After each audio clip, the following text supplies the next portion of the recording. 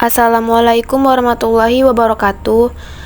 Baiklah, di sini saya Anissa Ramadhani bersama rekan kelompok saya yaitu Ahmad Baihaqi Ananda Elrawi. Di sini kami akan sedikit menyampaikan tugas parasitologi kami yang berjudul tentang parasit atau protozoa yang menginfeksi pada manusia dan hewan. Di sini yang kami ambil protozoa pada parasit, latar belakangnya yaitu sebagaimana diketahui, protozoa adalah binatang satu sel yang berukuran beberapa mikron sampai dengan 130 mikron. Meskipun sebagian besar dari organisme ini hidup bebas di alam, beberapa spesies hidup parasitik dalam tubuh manusia dan menyebabkan penyakit.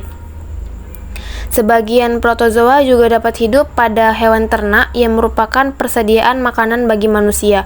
Keberadaannya pada hewan-hewan tersebut dapat menyebabkan sakit dan mengganggu pertumbuhannya sehingga mempunyai dampak yang besar. Penyakit yang disebabkan oleh penularan parasit atau kuman lain yang berasal dari hewan ini disebut penyakit zoonosis.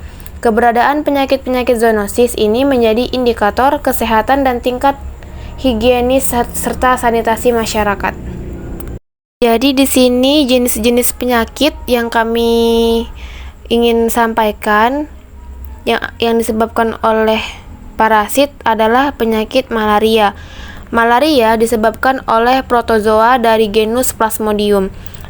Contohnya Plasmodium vivax, Plasmodium falciparum, Plasmodium malariae, dan Plasmodium ovale adalah beberapa jenis protozoa yang menyebabkan penyakit malaria. Jadi, penyakit malaria ini tuh ditularkan ke manusia melalui gigitan nyamuk atau Anopheles sp. betina. Ada 5 jenis spesies Plasmodium yang dapat menimbulkan malaria pada manusia, yakni tadi ada Plasmodium falciparum, Plasmodium vivax, Plasmodium ovale, Plasmodium malariae, dan Plasmodium convalescens. Siklus hidup Plasmodium itu terbagi 2, yakni di dalam tubuh manusia aseksual dan di dalam tubuh nyamuk seksual. Di dalam tubuh manusia, Plasmodium mengalami siklus exoeritrotik atau asimptomatik dan siklus eritrositik simptomatik. Jadi itu mereka berkembang di dalam sel darah merah. Parasit tersebut menggunakan hemoglobin sebagai sumber nutrisinya dan menghasilkan zat sisa heme yang diagregasi oleh parasit menjadi pigmen hemozoin yang tidak larut. Pigmen tersebut menumpuk di berbagai organ seperti otak, hati, dan limpa yang menimbulkan berbagai manifestasi klinis. Jadi kita yang terinfeksi malaria menunjukkan gejala setelah beberapa minggu terinfeksi atau masa inkubasi tergantung spesies Plasmodium yang menyerang. Gejala malaria adalah demam, sakit kepala, rasa lelah berlebihan, batuk, nyeri otot dan sendi, penurunan nafsu makan, mual, muntah, serta diare. Pemeriksaan fisik dapat menunjukkan anemia, hepatosplenomegaly pada kasus malaria yang berat. Manifestasi klinis yang dapat ditemukan adalah malaria cerebral. Sebagai upaya pengendalian penyakit malaria ini, biasanya Indonesia itu memiliki program eliminasi malaria yang strateginya menitik beratkan pada penggunaan seperti ada kelambu, penyemprotan dalam ruangan, serta penemuan kasus aktif dan deteksi dini malaria yang diikuti dengan pengobatan yang tepat hingga tuntas. Selanjutnya, materi kami akan disampaikan oleh rekan saya, Ahmad Baihaqi. Baik, terima kasih kepada rekan saya sebelumnya. Protozoa yang kedua adalah toxoplasmolysis. Nah, toxoplasmosis ini disebabkan oleh protozoa bernama Toxoplasma gondii. Penyakit ini biasanya diawali dengan gejala flu biasa, namun terkadang juga disertai dengan kelenjar getah bening. Nah, penularannya ini dimulai dari kotoran kucing atau hewan mamalia lain. Dapat kita lihat di gambar sebelahnya, merupakan gambar dari Toxoplasma gondii yang menyebabkan penyakit dari toxoplasmosis. Nah, penyebarannya itu berasal dari salah satunya adalah kotoran hewan mamalia seperti kucing, tikus, burung, dan lain-lain. Protozoa ini akan berpindah dari kotoran kucing ke tikus, kemudian akan masuk ke burung.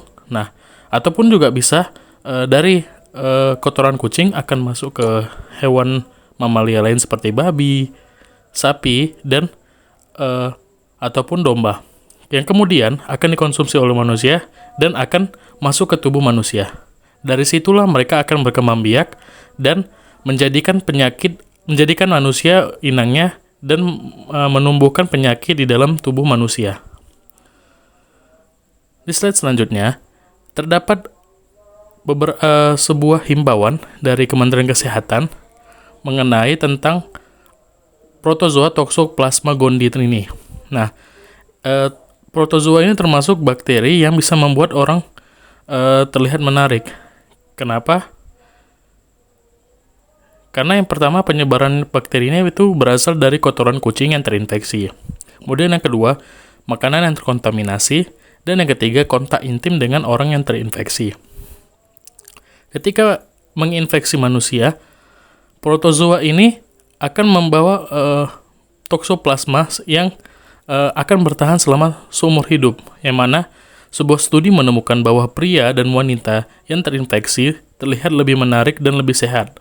Namun sebenarnya di dalamnya mereka menyebabkan penyakit kelenjar getah bening, menyerang kelenjar getah bening dan menyebabkan penyakit di dalam tubuh penderitanya gitu.